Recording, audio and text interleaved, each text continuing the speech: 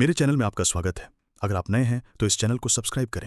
अगर आपको ये वीडियो पसंद आए तो वीडियो को लाइक करें। चलिए बिना देर किए अपनी कहानी का एक नया सफर शुरू करते हैं। अध्याय 6। कॉपी और पेस्ट की प्रक्रिया से कमजोर और दुबला पतला शरीर अब पहले से कहीं अधिक मजबूत हो गया था और स्वभाव में भी बदलाव आ गया था। एक साधारण सा स्नान करने के बाद ईशान सामने वाले आंगन में स्थित दुकान की ओर चला, मन ही मन सोचते हुए कि कैसे जल्दी से और अधिक अभावी आत्मा पत्थर यानी मिसिंग स्पिरिट स्टोन्स जुटाए जाएं। सिर्फ 5 दिनों में उसके आधे से ज्यादा क्षतिग्रस्त मेरिडियन यानी नाड़ियों की मरम्मत हो चुकी थी। अब अगर उसे 50 और अभावी आत्मा पत्थर मिल जाएं तो वो पर्याप्त मेरिडियन कॉपी करके लगभग पूरी तरह से नाड़ियों की मरम्मत कर सकता है। उस समय अपनी शीर्ष 8वीं श्रेणी की साधना प्रतिभा, प्रबल चेतना और स्वर्ग विरोधी कॉपी पेस्ट क्षमता के साथ वो जल्दी ही परिवार के वैध उत्तराधिकारियों को पकड़ लेगा, बल्कि संभव है कि उन्हें पीछे भी छोड़ दे। 50 अभावी आत्मा पत्थरों की कीमत बाजार में 11-11 स्वर्ण मुद्राओं के हिसाब से कुल 550 स्वर्ण मुद्राएं होंगी। अगर कुछ खास तरीकों से थोड़ी छूट भी मिल जाए तो भी कम से कम 500 स्वर्ण मुद्राओं की जरूरत होगी। इतनी बड़ी रकम सोचकर ईशान के माथे पर चिंता की लकीरें उभर आईं। अपनी क्षमता के अनुसार 500 स्वर्ण मुद्राएं कमाना कोई असंभव बात नहीं थी। अगर उसे 1 साल का समय मिल जाए तो वो निश्चय ही ये रकम जुटा सकता था। मगर वो 1 साल बेकार इंतजार नहीं कर सकता था। सनातन महाद्वीप में अधिकतर साधक अपने जीवन के 16वें वर्ष से साधना आरंभ करते हैं। उससे पहले मेरिडियन पूरी तरह से विकसित नहीं होते और आंतरिक अंग भी कमजोर रहते हैं। समय से पहले साधना करने से मेरिडियन और आंतरिक अंगों को गंभीर क्षति हो सकती है। हल्की चोट भी घातक बन सकती है। ईशान ने 1 साल पहले ही प्रतिभा परीक्षण दिया था। अब तक उसकी उम्र के बाकी लोग साधना शुरू कर चुके थे। औसत प्रतिभा वाले भी की शोधन काल की दूसरी मंजिल तक पहुंच चुके थे, जैसे कि लिन परिवार का प्रतिभाशाली युवक जिसकी प्रतिभा मध्यम 8वीं श्रेणी की है। वो अब मध्य चरम स्तर पर पहुंच चुका था। अगर ईशान 1 साल और देर करता है तो उसे डर था कि वो बाकियों से बहुत पीछे रह जाएगा और भविष्य में बड़े मुकाम हासिल करना तो दूर, इस महाद्वीप पर अपने बल पर खड़ा होना भी कठिन हो जाएगा। इन्हीं विचारों में खोया हुआ वो दुकान की ओर बढ़ रहा था। जैसे ही वो अंदरूनी दरवाजे से होकर गुजरा, उसने देखा कि हल्के नीले रंग की लंबी कोट पहने मध्यम आयु का व्यक्ति हॉल में खड़ा है। 8वें बुजुर्ग, आप यहां क्यों? ईशान ने उसे देखते ही घबराहट भरे अंदाज में आगे बढ़कर झुककर प्रणाम किया। ये सौम्य से दिखने वाले मध्यम आयु के व्यक्ति का नाम चरणवीर था। वो ईशान के परिवार चौहान खानदान का आंतरिक बुजुर्ग था और वर्तमान मुखिया चरणपाल का सगा भाई था। बाहरी रूप से वो भले ही विनम्र और शांत दिखता हो, लेकिन असल में वो बेहद निर्दयी और खूनी इंसान था, जिसे क्रोक्तभाग के नाम से जाना जाता था। हाँ, चरणवीर ने हल्के से सिर हिलाकर ईशान को और कुछ कहने से रोक दिया। जब ईशान काउंटर के पास पहुंचा तो उसने देखा कि चरणवीर के अलावा वहां पर हल्के बैंगनी वस्त्र पहने 3 और लोग मौजूद थे, जिनके चेहरे ठंडे और क्रूर दिख रहे थे। ये तीनों उम्र में ज्यादा बड़े नहीं लगते थे, मुश्किल से 30 के आसपास, लेकिन उनके शरीर से निकलती हुई दहशत भरी आभा ऐसी थी मानो जंगल की कोई शिकारी जानवर शिकार पर झपटने वाले हों। हालांकि ईशान इन तीनों की पहचान जानना चाहता था, लेकिन उसकी समझदारी ने उसे चुप रहने को कहा। आखिरकार वो तो बस चौहान परिवार की लियोलिन नगर वाली औषधि दुकान का एक मामूली कर्मचारी था। दूसरों के मामलों में टांग अड़ाना बेकार था। ईशान, अभी दुकान मत खोलो। चरणवीर ने उसे मुख्य दरवाजे की तख्ती हटाने की तैयारी देखकर तुरंत रोक दिया। जी। बिना कुछ पूछे ईशान ने तख्ती वापस रख दी और थोड़ी दूरी पर खड़े होकर चुपचाप इंतजार करने लगा। कुछ ही मिनटों बाद बाहर से कदमों की आवाज आई। फिर 5 लोग अंदर आए। उनके वस्त्र अलग अलग रंग के थे, लेकिन सभी की आस्तीन पर कमल का निशान कढ़ा हुआ था। ईशान ने उन्हें देखते ही भौएं उठाईं। ये सभी वो पहचानता था। ये लियोलिन नगर स्थित चौहान औषधि दुकान के सुरक्षाकर्मी थे। उनका नेता एक ऐसा योद्धा था जो शारीरिक प्रशिक्षण काल तक पहुंच चुका था।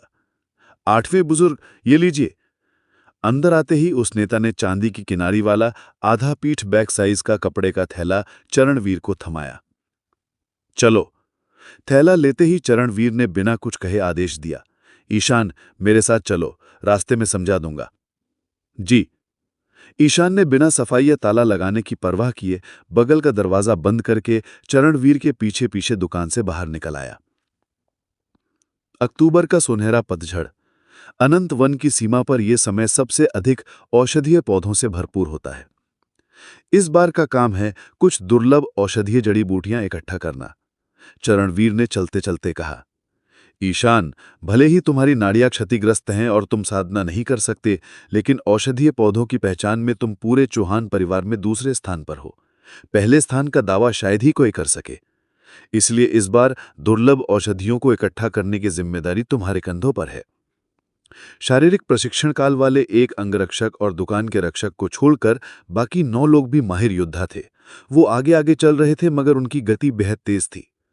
ईशान, जिसके पास साधना शक्ति नहीं थी, उसको चरणवीर खुद साथ ले जा रहे थे।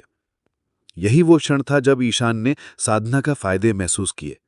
भले ही चरणवीर के कदम तेज ना लगे, मगर उनका हर कदम 7-8 मीटर का था, मानो किसी गाड़ी की रफ्तार हो। चरणवीर की बातों पर ईशान ने बस सिर हिलाकर सहमति दिखाई, मगर मन में संदेह बना रहा। दरअसल हर साल अक्टूबर में अलग अलग ताकतों के विशेषज्ञ अनंत वन में दुर्लभ औषधियां इकट्ठा करने जाते हैं, लेकिन हर बार चौहान परिवार में भेजे जाने वाले लोगों की न्यूनतम शक्ति की शोधन काल की तीसरी मंजिल होती है। आखिर अनंत वन में अनगिनत अजीब जीव और राक्षसी जानवर मौजूद हैं। बिना ताकत के वहां टिक पाना नामुमकिन है। जहां तक चरणवीर के ये कहना कि औषधियों की पहचान में ईशान पहले स्थान पर है, इस पर ईशान पूरी तरह से सहमत नहीं था। हालांकि वो अपनी क्षतिग्रस्त नाड़ियों के कारण साधना नहीं कर सकता, लेकिन उसने अपना अधिकतर समय औषधीय ज्ञान सीखने में लगाया था। फिर भी वो अभी काफी युवा था और सीखना बाकी था। चौहान परिवार को की राज्य के 3 बड़े परिवारों में स्थान दिलाने का कारण सिर्फ उनकी ताकत नहीं थी, बल्कि ये भी था कि परिवार के पास एक सच्चा दवाई निर्माता यानी दान विशेषज्ञ था।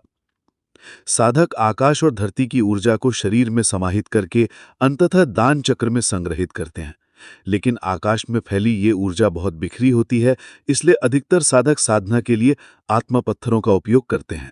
अध्याय 7। आत्मा पत्थर में मौजूद आभा सीमित होती है और बहुत स्थिर भी। साधारण समय में यह साधना में सहायक होती है, लेकिन अगर कोई अपनी साधना को बहुत तेजी से बढ़ाना चाहे तो सिर्फ आत्मा पत्थर काफी नहीं होते।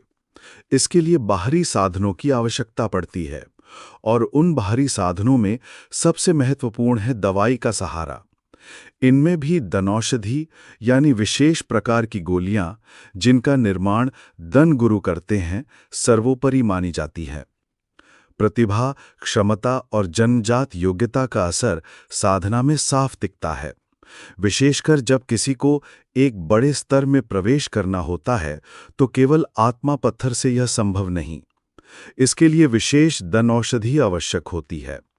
दन गुरु विभिन्न प्रकार की औषधियों को विशेष तकनीकों से मिलाकर, उबालकर और शुद्ध करके अंत में उन्हें गोलियों के रूप में ढालते हैं।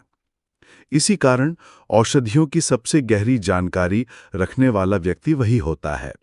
चू परिवार, अब भारतीय नाम ईशान का परिवार, में भी दन गुरु हैं और उनके शिष्य भी। हालांकि ईशान के मन में कई शंकाएं थीं, मगर वो समझदार था, और समझदार व्यक्ति कुछ बातें दिल में ही दबा देता है। उसने किसी तरह की उत्सुकता जाहिर नहीं की। असीम वन, अंतहीन और खतरनाक। कोई नहीं जानता कि असीम वन कितना विशाल है। कम से कम खी राज्य और उसके आसपास के कई राज्यों में यह सर्वविदित है कि यह स्थान बेहद खतरनाक है। यहाँ प्राकृतिक जाल तो हैं ही, साथ ही यहाँ अनगिनत शक्तिशाली जंगली जीव भी रहते हैं। मानवों की तरह ये जीव भी साधना करते हैं। उनकी शक्ति के आधार पर उन्हें 3 मुख्य स्तर और 10-10 श्रेणियों में बांटा जाता है, कुल मिलाकर 30 ग्रेड। 10वीं श्रेणी के जीव खी रिफाइनिंग स्तर के बराबर होते हैं। 9वीं श्रेणी के जीव बॉडी रिफाइनिंग स्तर के बराबर। इसके ऊपर कौन कौन से स्तर आते हैं यह ईशान को नहीं पता। उसके परिवार में सबसे शक्तिशाली व्यक्ति, परिवार प्रमुख तियान प्रकाश, पहले ही बॉडी रिफाइनिंग स्तर की चोटी पर पहुंच चुके हैं। आम दिनों में खी राज्य के योद्धा केवल उन इलाकों में औषधियां खोजते हैं जहां 10वीं या 9वीं श्रेणी के जानवर रहते हैं। उससे आगे के क्षेत्रों में जाना लगभग आत्महत्या है। अजीब जीव धरती आकाश की आभा को सोखते हैं और उनके मांस में प्रचुर मात्रा में आध्यात्मिक शक्ति होती है। योद्धा यदि लंबे समय तक इनका मांस खाएं तो न केवल उनका शरीर मजबूत होता है बल्कि उनकी साधना भी तेजी से बढ़ती है। खी राज्य में एक ऐसा भी परिवार है जो सिर्फ इन अजीब जीवों के शिकार और व्यापार में लगा है और इसी से उसने अपार धन अर्जित किया है। वन का पहला दर्शन। ईशान के लिए असीम वन अब तक बस एक कल्पना थी। वो साधना नहीं कर सकता था, इसलिए सामान्य जंगली जानवर भी उसके लिए खतरा थे, क्या ही कहें ग्रेड वाले जीवों का। इसीलिए ल्यूलिन नगर में रहने के बावजूद वो कभी वन में नहीं गया। लेकिन आज जैसे ही उसकी नजर वन पर पड़ी, एक शब्द उसके मन में आया, असीम। जहां तक नजर जाए हरे पत्तों का समुद्र लहराता हुआ। वन में प्रवेश करते ही उसने कई कीमती औषधीय पौधे देखे। 3 साल पुराना जिनयांग फूल, 5 साल पुरानी तियनशियान घास, 13 साल पुराना तियनमन फल, 50 साल पुराना अर्थगॉल। सचमुच यह वन औषधियों का खजाना था। दुर्भाग्य यह था कि अधिकांश पौधे अभी बहुत कम उम्र के थे, इसलिए उनकी औषधीय क्षमता बहुत कम थी। उदाहरण के लिए जिनयांग फूल जो घाव भरने में उपयोगी है, उसे कम से कम 50 साल पुराना होना चाहिए ताकि वो प्रभावी हो। अगर वो 100 साल पुराना हो तो उसकी कीमत दर्जनों गुना बढ़ जाती है, और अगर वो 1000 साल पुराना हो तो वो अमूल्य औषधि बन जाती है। वन के भीतर और गहराई में जैसे ही वे 10वीं श्रेणी के जीवों के इलाके में पहुंचे, चाचा फणी और उनकी टोली ने रुकने के बजाय और तेज गति से आगे बढ़ना शुरू कर दिया। शुरू में उन्हें निचली श्रेणी के जीव मिले, फिर मध्य श्रेणी के और अंत में ऊपरी श्रेणी के 10वीं श्रेणी के जीव। चू परिवार के रक्षकों की शक्ति इतनी थी कि वे इन्हें कुछ ही वारों में मार गिराते। ईशान को अफसोस हुआ जब उसने एक मध्यम श्रेणी के भूरे बाघ का शव यूं ही फेंका देखा। उसने अपने प्रयोगों में पाया था कि उसकी कॉपी पेस्ट कमता सिर्फ आत्मा पत्थर से आभा नहीं खींच सकती, बल्कि जीवों के मांस से भी, और मांस से तो यह शक्ति आत्मा पत्थर से भी अधिक मिलती है। अगर वो इस भूरे बाघ की आभा सोख पाता तो न केवल बाकी 300 मेरिडियन कॉपी हो जाते, बल्कि 500, 800, यहां तक कि 1000 मेरिडियन भी संभव थे। शायद ईशान की आंखों में झलकते लालच को देखकर चाचा फणी मुस्कुराए और बोले, ईशान, इन जीवों के मांस में अपार आध्यात्मिक शक्ति होती है जो लगभग 3 निम्न श्रेणी के आत्मा पत्थरों के बराबर है, लेकिन तुम्हारे वर्तमान शरीर में इसे सहन करने की क्षमता नहीं, वरना यह हिंसक शक्ति तुम्हारे शरीर को चीर देगी। ईशान ने मन ही मन उनकी गलतफहमी को समझा, मगर आभार भी महसूस किया। आखिर फणी छू परिवार के बुजुर्ग थे और वो बस एक छोटा सा कर्मचारी। और गहराई में जैसे जैसे वे आगे बढ़ते गए, जीव और अधिक शक्तिशाली होते गए। फिर भी छू परिवार के रक्षक आसानी से उन्हें मारते रहे। फणी और उनके साथ आए 3 बैंगनी वस्त्रधारी विशेषज्ञों को अब तक एक भी वार नहीं करना पड़ा। 3 घंटे बाद फणी ने हाथ उठाकर रुकने का संकेत दिया। उन्होंने ल्यूलिन नगर की दवा दुकान के 4 रक्षकों से कहा, छू रहा, तुम 4 यहीं रुको, हम लौटेंगे तो मिलेंगे। जी 8वें बुजुर्ग, सावधान रहिएगा। अब फणी के चेहरे पर भी हल्की सी गंभीरता थी और उनकी आवाज में उत्तेजना की झलक। ईशान को समझ नहीं आया कि आखिर यह खास मिशन क्या है। तभी गर्जना! सामने से एक विशालकाय बाघ प्रकट हुआ, लगभग 7 मीटर लंबा, 4 मीटर से अधिक ऊंचा। उसकी आंखें अंगारों की तरह जल रही थीं। अध्याय 8। हालांकि यहां मौजूद लोगों में उसकी ताकत सबसे कम थी, लेकिन उसका ज्ञान कम नहीं था। आखिरकार ये जानते हुए कि वो साधना नहीं कर सकता, उसने अपने अध्ययन पर और भी अधिक ध्यान दिया। उसके अध्ययन की सामग्री बहुत व्यापक थी, जिसमें 8 सीढ़ी से नीचे के अधिकांश जानवरों की जानकारी भी शामिल थी। तियनमू बाघ एक ऐसा दैत्य जानवर है जो बढ़ सकता है। आमतौर पर नया जन्मा तियनमू बाघ सिर्फ एक साधारण जानवर होता है। जब इसकी लंबाई 4 मीटर तक पहुंच जाती है तो ये आसानी से शीर्ष 10 दुर्लभ जानवरों की श्रेणी में प्रवेश कर सकता है। इसी समय इसके माथे के सामने एक अतिरिक्त आंख उगाती है। ये आंख प्रतिद्वंदी की आत्मा को प्रभावित कर सकती है, जो अत्यंत भयावह और डरावनी होती है। 7 मीटर लंबाई और लगभग 4 मीटर ऊंचाई के साथ ये बाघ अभी-अभी 9 ग्रेड के दुर्लभ जानवरों की श्रेणी में आया था, यानी ये मानव मार्शल आर्ट साधना के शुरुआती चरण के एक विशेषज्ञ के बराबर था। क्या हम अब 9 ग्रेड के दुर्लभ जानवरों के क्षेत्र में प्रवेश कर चुके हैं? अचानक प्रकट हुए तियन्मू बाघ को देखते हुए ईशान ने मन ही मन अनुमान लगाया। अद्वितीय जानवर बहुत ही मजबूत क्षेत्रीय प्रवृत्ति वाले जीव होते हैं। आमतौर पर समान ताकत वाले अद्वितीय जानवर एक साथ सुरक्षित रह सकते हैं। अगर ताकत बहुत कम है तो या तो उन्हें निकाल दिया जाएगा या खा लिया जाएगा। अगर ताकत बहुत अधिक है तो वे अंतहीन वन में और गहराई में चले जाएंगे। इसलिए यद्यपि अंतहीन वन बहुत खतरनाक है, लेकिन जब तक कोई लापरवाही से आगे नहीं बढ़ता तब तक गंभीर खतरा नहीं है। टाइगर 3 करो। तियन्मू बाघ को देखते ही चरण सिंह बिल्कुल नहीं घबराए, बल्कि पास खड़े बैंगनी वस्त्रधारी आदमी को आदेश दिया। फिर वे ईशान और 2 अन्य बैंगनी कपड़ों वाले गुरुओं को लेकर तियन्मू बाघ को बाईपास करते हुए आगे बढ़ गए। हालांकि तियन्मू बाघ 9 ग्रेड का था और उसकी ताकत साधारण मानवों के शरीर शोधन काल से कहीं अधिक थी, लेकिन टाइगर 3 भी कमजोर नहीं था। चारों लोगों के जाने के थोड़ी देर बाद ही खूंखार टाइगर 3 तेजी से लौट आया। टाइगर 3, तुम घायल तो नहीं हुए? टाइगर 3 के शरीर पर खून देखकर चरण सिंह ने चिंता से पूछा। 8वें बुजुर्ग, चिंता मत कीजिए, मैं ठीक हूं। उसने सिर हिलाया जैसे कि लड़ाई ने उसके अंदर का वन्य जीवन जगा दिया हो। अगर सब ठीक है तो आगे आने वाले राक्षसों को भी तुम ही संभालना, चरण सिंह ने सिर हिलाते हुए आदेश दिया। आगे की यात्रा सीधी नहीं थी, बल्कि पूरब और पश्चिम की ओर घूमते हुए चल रही थी। इस दौरान चरण सिंह समय समय पर एक नक्शा निकालकर तुलना करते। 9 ग्रेड के राक्षसों की सीमा में अब और भी ज्यादा राक्षस नजर आने लगे, और जैसे जैसे भी आगे बढ़ते गए, जिन राक्षसों को पहले सिर्फ टाइगर 3 अकेले संभाल सकता था, अब उन्हें संभालना मुश्किल हो गया। टाइगर 2 और टाइगर 1 को भी लड़ाई में उतरना पड़ा। टाइगर 1 और टाइगर 2 दोनों शरीर शोधन काल के माहिर थे। इनमें टाइगर 1 की ताकत उच्च स्तर तक पहुंच गई थी। हाँ, यही जगह है। एक मध्यम स्तर के 9 ग्रेड के राक्षस को हराने के बाद चरण सिंह ने नक्शा देखते हुए खुशी से कहा। चरण सिंह की बात सुनकर टाइगर भाइयों के ठंडे चेहरे पर भी एक हल्की मुस्कान आई। यद्यपि अभी तक दिखने वाले राक्षस उनके प्रतिद्वंदी नहीं थे, लेकिन उनकी बढ़ती संख्या से उन्हें मुश्किल जरूर हो रही थी। इस कारण आगे लड़ाई नहीं करनी पड़ेगी, ये जानकर वे प्रसन्न थे। चलो, चारों ओर नजर दौड़ाने के बाद चरण सिंह की नजर अंततः एक छोटी सी पहाड़ी पर टिकी। अंतहीन वन में पेड़ों की बहुतायत थी, लेकिन अंदर का भूगोल ऊंचा नीचा था। नीची जगहों पर घाटियां और ऊंची जगहों पर पहाड़ियां। 5 लोग उस पहाड़ी के किनारे पहुंचे, ध्यान से जांच की और अंततः पश्चिम दिशा में एक बहुत ही छुपा हुआ गुफा द्वार ढूंढ निकाला। समय समय पर गुफा से ठंडी हवा के झोंके निकल रहे थे। टाइगर 2, टाइगर 3, तुम दोनों आगे जाओ। अंधेरे गुफा का द्वार और उससे आती ठंडी हवा को देखकर चरण सिंह ने भौहें सिकोड़कर आदेश दिया।